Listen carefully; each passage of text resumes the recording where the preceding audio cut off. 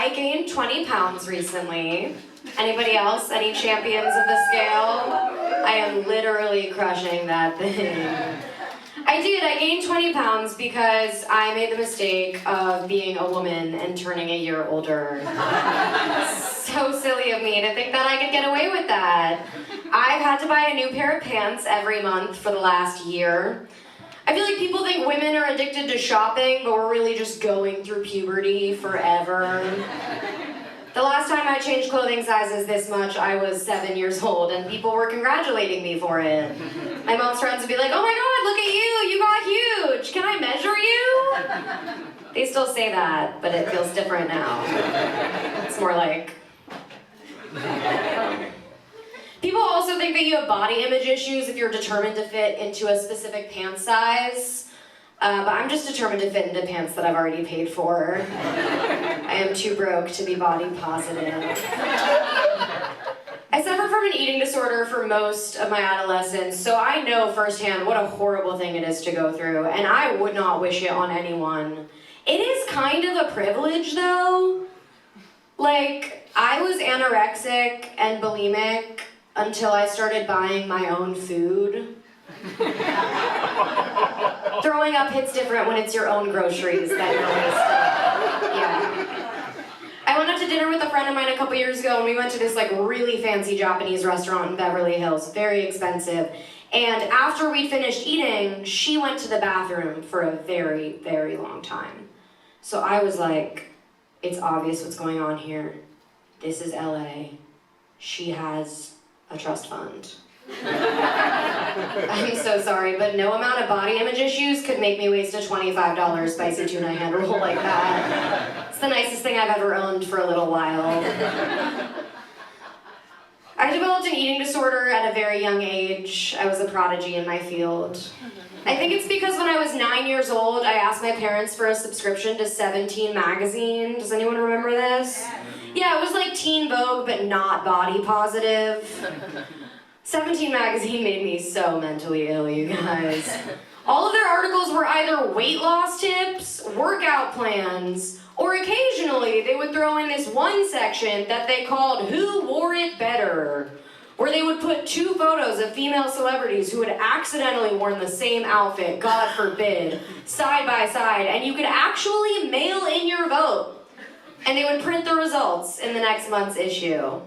Just so that you could make another woman want to kill herself for once. It was cathartic. Not a suicide crowd? I don't have any more coming, don't worry. Not a suicide joke in the set. I'll win you back. I developed real Beverly Hills housewife energy at this point. I started going to Pilates at the age of 11. And the entire class was just me and a bunch of old retired women. And you know you're anorexic when your dream body is that of a 75-year-old woman who's only doing Pilates to build up her bone density so she doesn't fall over and break a hip. But you know what they say, youth is wasted on the young, and being skinny is wasted on elderly women with osteoporosis. That is how the saying goes. When I was in high school, I bought Kylie Jenner's Fit Tea. It was like one of the Kardashians' first diet lines. I heard someone laugh. You're traumatized. I'm so sorry. It was supposed to detox your gut and give you a flat tummy fast. So I was like, obviously, I am in. Something will make me skinny fast? I do not have questions. There was a note on the packaging of the tea that said, not FDA approved. Which was weird because, I don't know if you guys know this, the FDA is not legally required to investigate tea, which means that they gave this evaluation on the house. They just wanted everyone to know not to use the tea. I'm sure you can see where I'm going with this, but it was a liquid laxative, and I did have to stay home from school for several days. Did it make me skinny fast? Yes, they didn't say how it was gonna happen. Say what you will about the Kardashians. They're a lot of things. They aren't liars. I haven't drank in 2 months. Effortless segue. Thank you. You guys seem really, really concerned for me. I had to take a break from drinking because, like most alcoholics, I would have one drink and then, before I knew it, I would have 2, 3, 4, 5 new streaming services that I had subscribed to. I switched to weed because when I'm high, I can't figure out how to sign up for a new account. Yeah. It's confusing. I'm not drinking caffeine or alcohol or smoking weed right now, so I'm just fully sober in all senses. And it's really made me realize that humans just get so fucking tired at 5 p.m. Did you guys know this? I had no idea. I don't know whose suggestion it was that we all venture out into darkness every day, but they were hammered, okay? It's spooky after sunset. Why are we all here? Should be hiding. Being sober is interesting. I don't know if I'm gonna do it permanently, but I just got to the point where I wanted to get to know who I really am without substances. Unfortunately, who I really am is super annoying. Didn't know that you could be this into musical theater. Just found that out about myself. I'm a runner now, that sucks. I just go for really long runs because I have so much time. I signed up for a race, what the fuck? I was just I don't know, this would probably take 30 to 50 hours.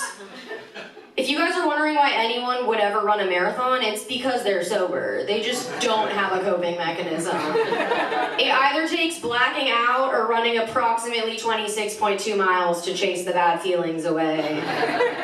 And I am only in shape enough to run a 10K, so still sad. Working on it. I get a lot of videos of runners now on my Instagram feed, because I'm training. And I keep seeing these videos of runners who shit themselves while finishing a marathon. Have you guys seen this? They poop their pants at the last mile. And I'm just wondering, at what point do we decide that that's just no longer an accomplishment?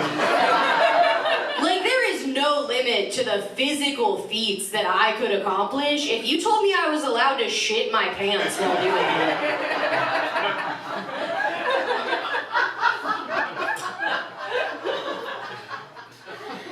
Glad you guys like that one. It's my favorite joke. Glad we're vibing. Yeah, I have a lot of free time though. I just always thought that if I ever had so much free time, I would do something sexy with it, learn how to speak Italian or read a book. But as it turns out, as a sober person, I don't care about being sexy. I'm just happy with who I am. And this is LA. No one wants to hang out with someone who likes themselves. People say you lose a lot of friends in sobriety. I just thought it's because everyone loves drinking too much, not because I won't stop telling people what a miracle it is to be alive. I'm annoying. Obviously there are some good things about being sober. Normally, I would go to a bar, get drunk, lose my phone. I went to a bar the other day with some friends, sober, found 2 phones. Normally I'd spend $200 at the bar. This time I made $800. That's growth. Yeah, it is a lot easier now to be sober. I will say that. There's sober bars and all that. Lots of mocktail options. I had a CBD mocktail the other night. CBD is great because for the same price as a cocktail, you get to feel like someone roofied you and be carried to your car by your actually drunk friends to the car that you were supposed to drive because you're sober. But you know what? The thing that I miss the most about drinking is losing my motor skills, so CBD really nailed it. Okay, thank you guys. I'm Viva.